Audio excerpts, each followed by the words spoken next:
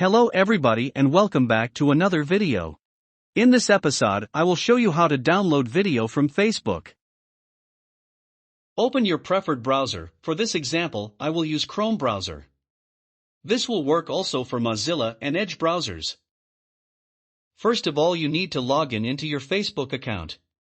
Search for video that you want to download. Click on the video that you want to download into your PC. Next, in URL you have to type mbasic before Facebook in URL. Click enter. Open the video, right-click and choose Save As, to save video into your computer or laptop.